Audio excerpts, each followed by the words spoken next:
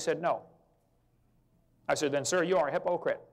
And you ought to get an honest job picking peaches or changing tires, but you ought to quit lying to your kids in your classroom.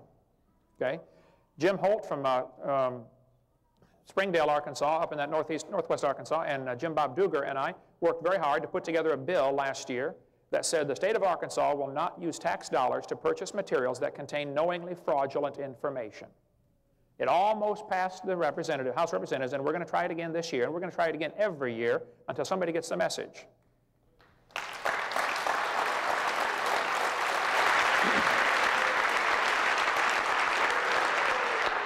So, I want to go on record as saying I love science, I'm not anti-science, I'm not anti-schools.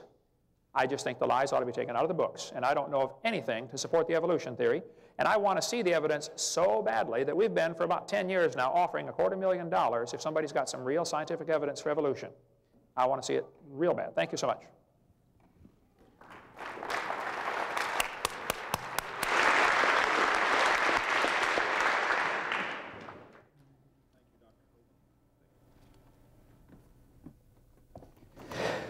All right, yeah, and thank you very much. That was very informative. Incidentally, I did a little research on one of the matters you mentioned. There is actually a website, http://www.coccyx.com, C-O-C-C-Y-X. No, I think it's org, not com. Yeah, it's not a commercial site. But it's a page put out with information on an operation called coccygyectomy. It's removal of the coccyx. It actually was done to a friend of mine, a fellow graduate student who had broken hers during childbirth. And it's not particularly common surgery, but it is done. There's a listing of a number of doctors who perform it, usually as treatment for intractable pain. Pain that won't go away. So now that you have this offer that you'll pay to have someone's coccyx removed, do you mind if I give your name and number to... All right, ask the condition's called coccydynia. That's C-O-C-C-Y-D-Y-N-I-A. It's a medical condition where misalignment of the coccyx causes pain that can range from mild discomfort to continuous agony. And the success rate is about 90%. It takes a while to recover, but people generally do get better. I think my friend's certain vital functions ended up coming out unimpaired, although I couldn't really ask direct. You understand. I couldn't really ask that. All right. I have a question now that's come up in my reading. All too often, we see illustrations of the evolutionary process as being something like this. You have, over on the left, you have Bonzo the chimp, and Oog the ape man is over near there, and then you have Neanderthal and Cro-Magnon and some naked guy over on the right. And this picture of how evolution in general and human evolution progresses has been attacked very stridently by authors like Jonathan Wells, as well as other creationist authors going back to, probably going back to George McCready Price in the 1920s. Well, I promise never to teach that human evolution happened this way. And when you get into the, when you read, as I have read, I have gone over to Central Baptist College Library and done some reading of the other side's position on human evolution. The creation literature talks a great deal about how all life is divided up into individually created kinds. And Dr. Hovind gave a very fine example of how these work. You can have a dog, a wolf, and a coyote, and sure, maybe there's been a little bit of change. All three of those might have evolved from a common dog-like ancestor, but it was still a dog, not a rutabaga or some such.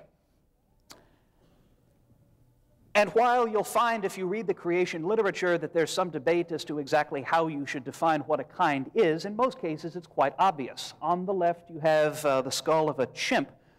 On the right you have the skull of a human, and these clearly belong to different created kinds. In fact, in case any of the skeptics in here doubt my word, I brought a replica. This is not an actual skull.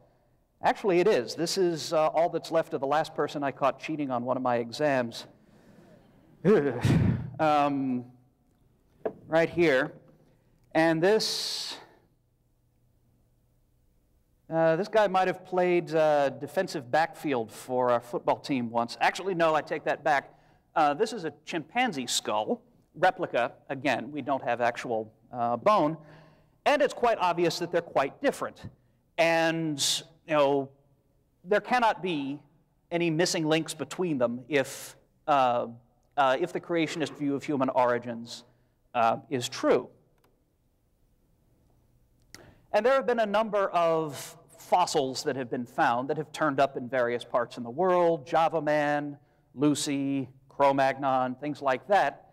And if creation science is correct, and this is what puzzles me a little bit, there cannot be missing links between ape kind and mankind. Everything that we find must be either an ape or a human, and this has been the position of many of the authorities I've read, of people like Marvin Lubenow, whose book is available for purchase on Dr. Hovind's website, or Jack Cuozzo, author of a very fine book that's also available for purchase. But when I started looking into this, I started running into some difficulties. In the trade, we often refer to fossils by catalog numbers. So this is skull KNMER1470. Looking a little stepped on, of course. I do hope I look that good in 6,000 years. And I'd like to compare it with another skull, skull ZKDE3, that was also found quite some time ago. And as it happens, I have replicas available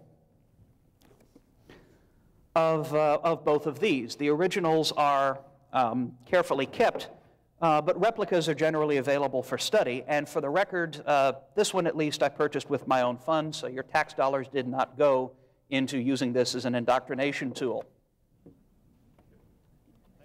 You're welcome. So if we compare these, as we know, they must be either clearly ape or clearly human. There was a creationist writing in the 70s, it might have been Kelly Seagraves, I forget, who mentioned that the more difficult it is to determine the boundaries between created kinds, the more evolution is going to look like as if it's true. So it should be obvious as to what is an ape and what is a man.